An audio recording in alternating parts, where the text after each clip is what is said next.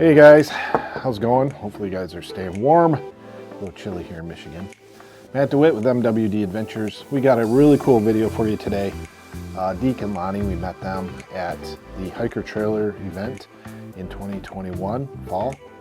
And he bought a really awesome off-road trailer. Deek just took it to the next level. Added a lot of cool modifications. So with that, let's get rolling into that footage. And if you guys got any questions, like we always say, put it down in the comments and we'll start a discussion.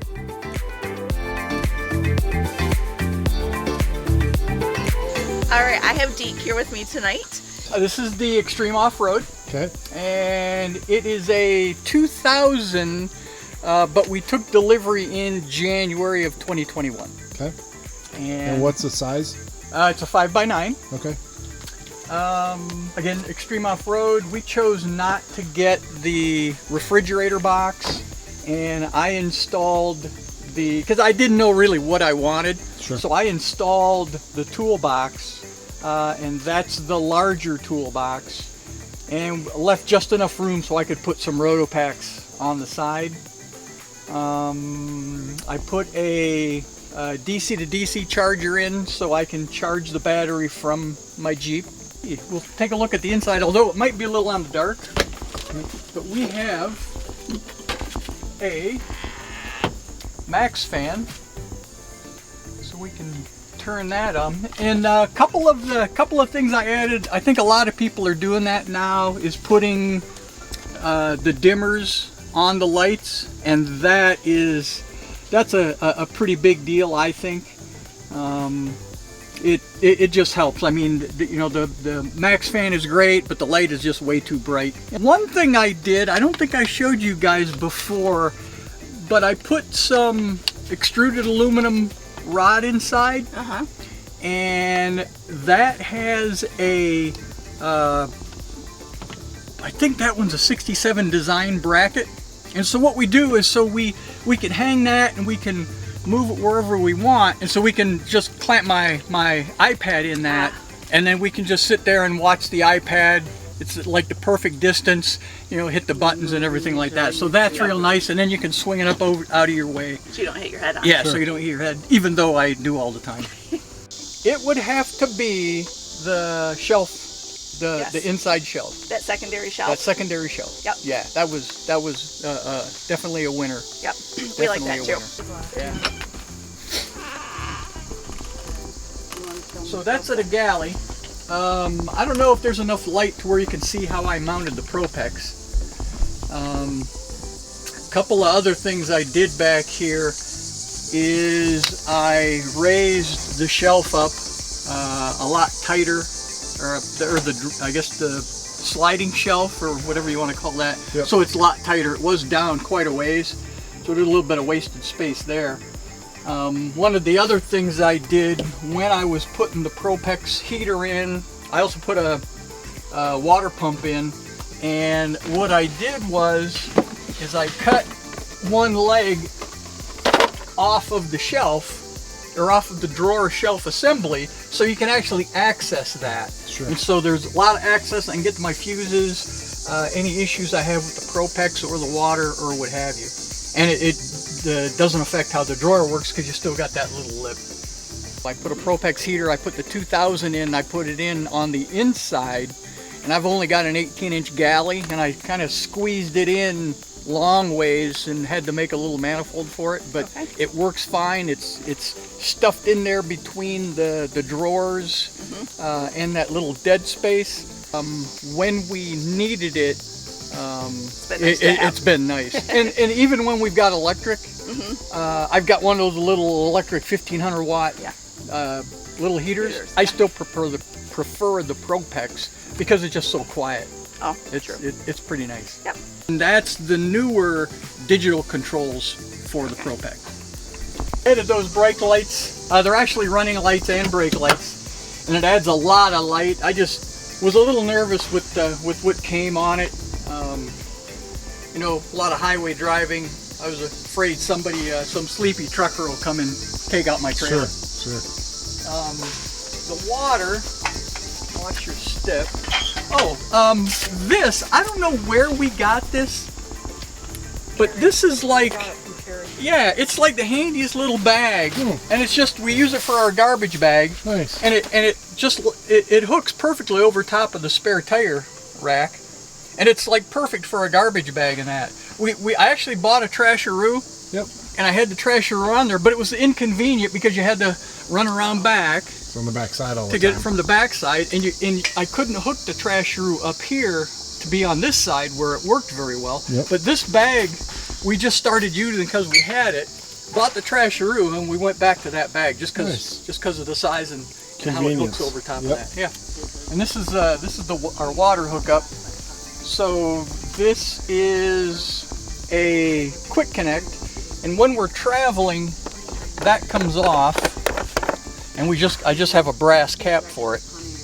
And then when we're here camping, then that goes on, and we just got a collapsible bin there, and so that's our sink. And then on this quick connect, I hooked up a sprayer from a kitchen sink, and we'll put that up, and you can spray stuff and everything, and it works out fabulous. But typically we use it just like how you see here. Sure. This is actually the thermostat. This is for outdoor temperature. And the reason it's right there is because I used to connect it up to one of these. Okay. And I would usually remember when I get home and I'm putting stuff away, the darn thing is still there. I keep forgetting. Sure. So I put it here because I know I have to run this support up, and I'll see it as we're packing up. Yep. But yeah, it's got to be 4 or 5 times I've left the thing up there, and I just got some magnets secured to the back of it. Yeah, that works out well. Yeah, it works out well. And I got the roto packs on each side. Yep. And typically we got the 45 watt Zamp solar panel, and I didn't know what I wanted, so I didn't want the big one. And I'll tell you, we were the only time I've used that was at Overland Expo Mountain West. And again, we've got the Propex heater, we've got the water, and we've got the max fan and so forth. And that's really about it. And that little 45 watt was enough to keep us charged. Keep it charged up. Nice. Yeah. Now again, there was a lot of sun out there. Yeah. So Yep. whatever. But yeah, that kept us charged. Cool. And then this box here is strictly storage. Yeah, this is just storage, and right now it's just got all the empty bags in it and stuff, and power cable and stake hammers and that kind of stuff. And then the other one is your batteries. Yeah, and that's the battery. The battery box. Yep. Okay. Cool. That's about it. Where'd you get your rug from? This rug from Target. Oh, okay. And they were pretty darn cheap too, if I remember right, like maybe 20 bucks. And then you use the Gazelle for kind of a just bug-free area, place to eat. Place to be if there's bugs. Yep, nice. And then you've got a fire pit, I see. Yeah. Very cool. So that's a propane one? Yep, propane. A lot of places have, burn restrictions, so this works out well, and it'll keep we usually have it inside the Gazelle, and it'll keep the Gazelle nice and warm on a cold night. What is something you wish you would have added in that you didn't do? Probably one of the third roof racks, maybe even both. Okay. Because there's a third roof rack you can get if you're going to add a rooftop tent. Yeah. Mm-hmm. And then there's also the front one if you're going to carry like a canoe or something like that. Mm-hmm. Probably be that. Okay. Yeah. So Lonnie joined us now. So thanks Deek and Loni for showing off your trailer. You are so welcome. So is there any last comments you want to make? We love it. I guess I'd say, yeah, we love it. And, go buy your hiker, Yeah. Definitely. Life's too short. Go buy your hiker and get out camping.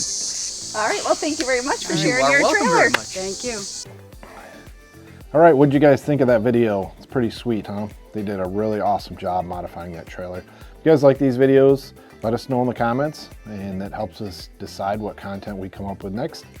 And with that, make sure you guys get out and do a little camping. We'll see you next time, guys. Cheers. So what kind of camper, what did you come from before you went to the hiker? Right before the hiker, we had a rooftop tent.